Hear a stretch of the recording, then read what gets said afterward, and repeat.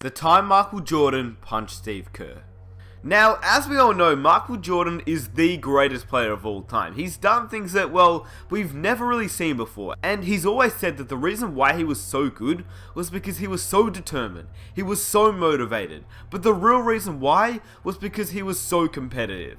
We all know that. Michael Jordan was by far the most competitive person I think I've ever seen. And the amount of stories I've heard, and I'm pretty sure you have too, of Michael Jordan and his competitive nature is just insane. But the story that I'm about to tell you is one that doesn't really get talked about often, and personally, I think it's one of the best Michael Jordan stories, not because of what happened, but because of the end result, and how it affected both players heading into future years as teammates. As you know, if you're subscribed to the channel, I like to share stories that people don't really talk about, so if you're new around here, be sure to subscribe and enjoy the video. Here's the time Michael Jordan punched Steve Kerr. Also, very quickly before I get started, is that there's going to be clips of Michael Jordan as a cartoon, and it's actually Michael Jordan telling the story of what happened just as a cartoon, so if you want to watch the whole thing, I'll leave a link in the description, but other than that, I hope you guys enjoy the video. Now, it's known by many that teammates fight, but most fights that happen between teammates normally stay behind closed doors and eventually get leaked after the players are retired or just traded away. People can't honestly expect myself and Shaq to be together for 20 years and not have an argument and not have a fight. That's just like fantasy land. That's not going to happen. We had arguments my rookie year, my second year, this year, and we're probably going to have many more arguments. Did he connect on the punch you threw? No. No, I was swift on the duck. You know? You ducked out of it? Did you throw one back? Yeah, well, we just kind of got into like a pushing and shoving match. If you fight with Michael Jordan, out of all people, I don't think that you should take exception. Not because he wasn't like anyone else, well, technically he wasn't like anyone else, but because of how competitive he is, and Steve Kerr knew that. But Steve Kerr also didn't know what he was thinking, and I quote, "I don't know what the hell I was thinking," laughing as he recalls his scrap with the Chicago Bulls legend in 1995 at the Bulls training camp. It's Michael Jordan, it's the greatest player ever, but I was pretty competitive myself, and I think I kind of play with a chip on my shoulder. I had to, or I wouldn't have made it. Now, these words from Steve Kerr are true, but I don't know why, maybe it's just me, but I can't imagine Steve Kerr in a fight. He just seems like a nice guy. Anyway, that's besides the point, because he obviously was in the fight, and so was Michael Jordan. In fact, I'll let Michael Jordan do most of the explaining, because, well, he can obviously explain the story better than I can, because he was obviously there. This is coming back after the disappointing playoff game. Everybody was saying it was Scottie Pippen's team, but I was trying to work my way back up to where in '93 it was Michael Jordan's team. So it all started in 1995 when Michael Jordan and Steve Kerr got matched up in a scrimmage. It was very intense. Michael Jordan heard all the critics after the Bulls' playoff loss to the Orlando Magic and intended to silence them. The postseason defeat to the Magic in the conference semifinals, his first series loss since 1990, and many believe that his best years were behind him. I mean, when you think about it now, he literally did just come out of retirement that year, but because Jordan is, well, Michael Jordan, at 32 years old, Jordan was wanting to prove to haters otherwise. So yeah, the offseason started and this particular scrimmage came around. All Jordan could think about was the haters from the previous season, and he just wanted to prove them wrong. Instead, Phil Jackson, obviously the coach of the Chicago Bulls at that time, thought it would be a smart idea to spice things up a little bit. And this one day, I don't know, I was just in a very feisty mood. And Phil put Steve Kerr opposite of me. But he was giving Steve all the calls. And I'm getting like really ticked off. Anyway, Jordan was furious, and as a notorious trash talker, he and Kerr started talking trash on a couple of possessions, and then it just escalated from there. Now, we all know that Steve Kerr seems like the nice guy, and to be honest with you, the way that I visioned the event, I think Jordan probably said something a little bit too far, and that's how it all clicked, but I couldn't tell you for sure since I obviously wasn't there. Steve Kerr then says, "I took exception to something he said. So I was talking back, and I don't think Michael really appreciated that. And we got in the lane, and he gave me a forearm shiver to the chest, and I pushed him back. And next thing you know, our teammates were pulling him off me." One thing led to another.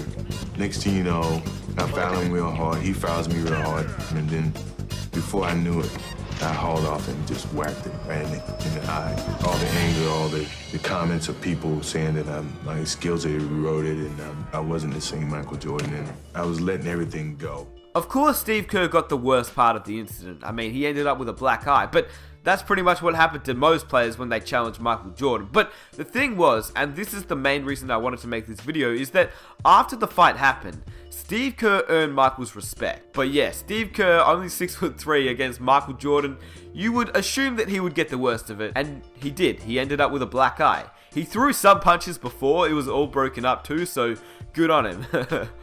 The next day in practice, I'm looking at Steve. Steve got the biggest black eye. And when I saw him, I went right up to him. I said, you know what? I'm totally sorry. I just lost my temper. He says it was partly my fault, too. I knew not to push you. We two grown men and teammates stood there for almost 20 minutes apologizing to each other. From that point on, I've always respected him. He didn't give up. He fought back. You know, he may have gotten the worst end of it, but I respect him. Now, the fact that I found really interesting and completely forgot about was the fact that Steve Kerr and Michael Jordan didn't really have much of a relationship at this point. They'd only played together for 2 months, so the fact that Steve Kerr actually retaliated to Michael meant that Steve Kerr most definitely made Jordan respect him from that night forward. Jordan explained after the incident that he apologized. And I called back to the Bulls practice facility, and they gave me Steve's phone number, and I got his answer machine. And I said, Steve, I am so sorry. My anger got the best of me. I really am trying to get myself back to where I once was, and it was just something that shouldn't have never happened, and I truly apologize for it. Now, the thing that I love about this whole story is what actually came up after the fight. I mean, we all know that Steve Kerr, as a man who was one of the nicest guys in the NBA landscape, but the fact that he protected himself was the right thing to do. He says that he was embarrassed by how he was being treated and he wasn't going to put up with it. He also said that it was a totally different relationship from that point on. There was also mutual respect, with Kerr feeling that Jordan trusted him on the court more in important situations, which we now know is obviously true. Just look at the time Jordan trusted Kerr to take the game winner in the 1997 NBA Finals. That's pretty crazy.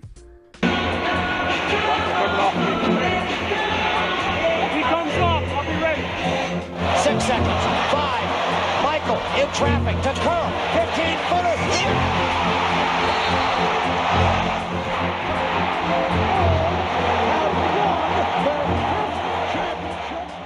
Now, it has to be said, the Bulls couldn't have been great without their immense talent of Jordan, Pippen, and Rodman, but they couldn't have been historic without coming together with players like Steve Kerr, Kukoc, and Ron Harper. The Chicago Bulls avoided major issues after the Kerr-Jordan incident and never lost more than 2 games in a row, taking on the characteristics of its coach and its leader. The same relentlessness that produced the training camp tussle led to arguably the best season of all time. After the incident, the Chicago Bulls finished with a 72-10 record, which lasted as the greatest record of all time until obviously the Golden State Warriors beat it. But I mean, the Bulls won a ring, so I still say it's the greatest record of all time. Now, from the NBA landscape and the outside world, from afar we don't really see what goes on in practices, and we're pretty much unaware of the little day-to-day arguments, but I can almost guarantee you that fights like this, maybe not to this extreme, but fights like this do happen a lot of the time, and it's not always a bad thing. It's just 2 players, 2 competitive players just getting into it, and I think it's honestly fine. I think we should maybe not hear more about it, but we should maybe sometimes get a little bit of insight from NBA players, because I think it's pretty cool hearing stories like this, and sometimes it can ultimately be the catalyst for creating tighter bonds, just like Michael Jordan and Steve Kerr. I honestly think that without the scuffle between Michael Jordan and Steve Kerr, the relationship between the 2 players probably wouldn't have been so strong. And I also want to mention the fact that Steve Kerr is probably one of the most genuine people in the basketball world, whereas Michael Jordan, no matter how great he was as a player, which I mean, he was obviously the greatest player of all time, he really wasn't the nicest bloke, and I'm pretty sure most of us know that. He was a great player, don't get me wrong. I'm not saying his basketball talent was not there. It was the greatest, he is the GOAT. But I'm saying, as a person, I don't think he was the nicest bloke, and that's just part of his nature. That's how he was. That's his competitive nature, and that's the reason why he was so good. That's just how he was. Ultra competitive. So I'm just saying, the next time you hear about 2 players getting into it at practice, maybe it's not because they hate each other, alright? Maybe it's the fact that it's just 2 competitive guys getting into it, and to be honest, it might even bring them closer together on the court.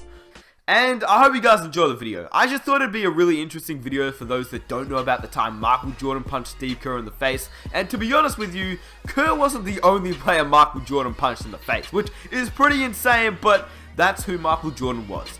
If you enjoyed the video, please subscribe for more videos just like this. I honestly appreciate all the new subscribers because we've been getting a lot of new subscribers, which thank you guys so much for sticking around and enjoying the content. If you're new, be sure to subscribe. I think you guys will love this channel, and if you enjoyed this video, please leave a like, comment some of your own ideas that you'd like me to make a video on, and that would be absolutely amazing. And I'll catch you guys in my next video.